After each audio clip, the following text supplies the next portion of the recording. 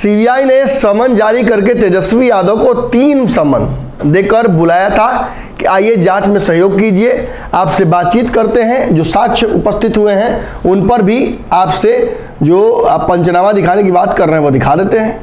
लेकिन तीनों समन के बाद तेजस्वी यादव नहीं पहुंचे। तेजस्वी यादव अलग अलग हवाला देते रहे, कभी व्यस्तता, कभी पारिवारिक व्यस्तता, कभी राजनीतिक व्यस्तता, इन सब का हवाला देते हुए तेजस्वी यादव नहीं पहुंचे। अब आपको कल हमने खबर दी थी कि अगले 24 घंटे में सीबीआई गिरफ्तारी को लेकर कानूनी प्रक्रिया शुरू कर सकती है। खबर थी कि बिल्कुल सीबीआई ने शुरू कर दिया था और लालू, राबड़ी और मीसा को छोड़कर उनको बेल देकर तेजस्वी को टारगेट करने की तैयारी सीबीआई ने कर दी थी। लेकिन पासा को पलट दिया तेजस्वी यादव ने। कानूनी दावपेच को जानकर तेजस्वी यादव ने सीबीआई को ही उल्टा चुनौती कर दी। सीबीआई के समन के बावजूद तेजस्वी यादव नहीं पहुंचे थे। 3 अलग अलग तारीखों पर, और जो आखिरी तारीख थी वो सोमवार की तारीख तय की गई थी। सोमवार को भी तेजस्वी यादव नहीं पहुंचे। हालांकि वो सदन पहुंचे और सदन में उन्होंने हंगामेदार जो सदन हुआ उसके बाद उन्होंने ये भी कहा कि तेजस्वी यादव सीबीआई और ईडी से डरने वाला नहीं है। सीबीआई दिल्ली में भले शेर बनती है, लेकिन जब वो हमारे साक्ष्यों को लेकर जाती है और उसे प्रस्तुत करना होता है तो वो म्याऊं म्याऊं करने लगती है। निश्चित तौर पर तेजस्वी यादव का ये जो हमला है वो सीबीआई नहीं बल्कि उन तथाकथित जो कहा था कि उसके पीछे भाजपा खड़ी है उसके ऊपर है। लेकिन चूंकि कानूनी प्रक्रिया में तेजस्वी फंस चुके हैं और 3 समन के बाद अगर कोई इवेट करता है तो उस पर लुकआउट नोटिस या फिर उसे गिरफ्तार किया जा सकता है।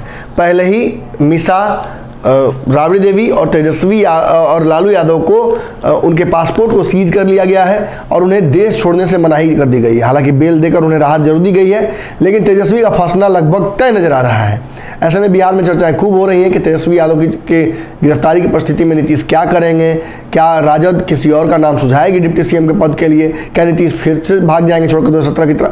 इन सारी चर्चाओं के बीच तेजस्वी यादव भी समझ रहे हैं कि राजनीतिक रूप से उनकी गिरफ्तारी बिहार में बड़ी महत्वपूर्ण है। अगर ऐसा कुछ होता है, उन पर कानून का शिकंजा कसता है और तो नीतीश कुमार असहज हो जाएंगे। ऐसे में उन्होंने सीबीआई के समन को और जो कानूनी प्रक्रिया सीबीआई शुरू करने वाली थी उसको चुनौती दे दिया है। उन्होंने साफ तौर पर कहा है कि सीबीआई जो महत्वपूर्ण कानूनी धाराएं हैं उनको ताक पर रखकर ऐसा समन जारी कर रही है। दरअसल इस विशेष मामले में ये प्रयोजन है कि अगर सीबीआई समन जारी करती है तो स्थानीय जो एड्रेस है उस जगह पर करेगी और सीबीआई बार बार दिल्ली में समन जारी कर रही है। ऐसे में तेजस्वी यादव तक इन्फॉर्मेशन लेट पहुंच रहा है।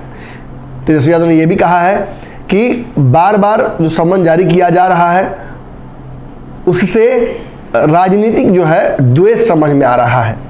सीबीआई चाहती तो वो बिहार के मेरे एड्रेस पर भी समन भेज सकती थी। मैं कहीं और नहीं हूँ, मैं बिहार विधानसभा में अपनी जो जिम्मेवारियाँ हैं, महत्वपूर्ण जिम्मेवारियाँ, उन्हें निभा रहा हूँ। बिहार सरकार के जो स्कीम्स हैं, युवाओं को रोजगार देने के काम है, उसमें लगा हुआ हूँ। डिप्टी सीएम के तहत भी मेरी जिम्मेवारियाँ बहुत सारी हैं, उसे निभा रहा हूँ। कई बार चूँकि पत्नी प्रेग्नेंट है तो उसकी वजह से भी जो जिम्मेवारियाँ हैं पारिवारिक, उसे निभाना पड़ता है। ऐसे में सीबीआई बार बार जिस तरीके से द्वेषपूर्ण कार्य कर रही है, इससे लग रहा है कि उसके मंशा कुछ और है।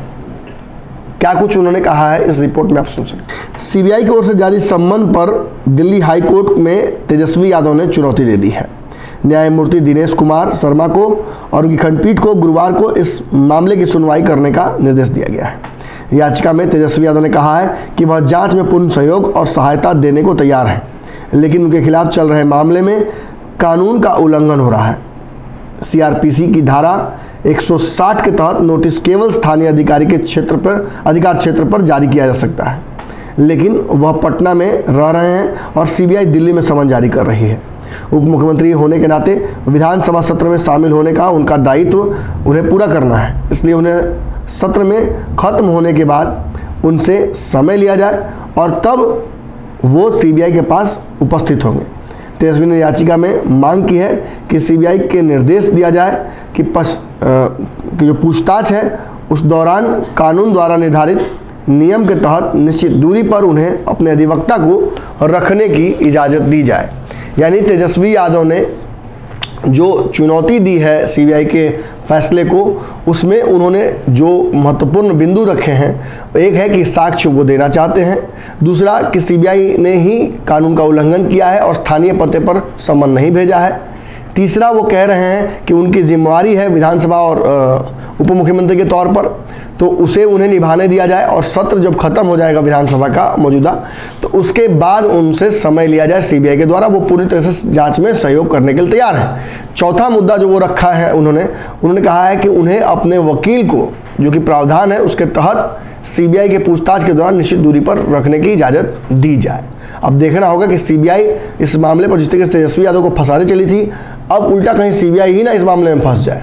अगर ये वीडियो पसंद आई और वह बिहार के राजनीति और बिहारियत से सरोकार रखेनी तो सब्सक्राइब बटन दबा के चैनल के सब्सक्राइब कर ली। ओजे एगो घंटी बा, ओकरा बटन दबा देला से कुल सटीक और मारक खबर रुआ मुफ्त में मिल जाई। अगर रुआ पत्रकारिता के हमनी के नया प्रयोग में सहयोग कर चाहतानी तो ज्वाइन बटन दबा दी। पेटीएम नंबर नोट कर ली 9386816700। धन्यवाद।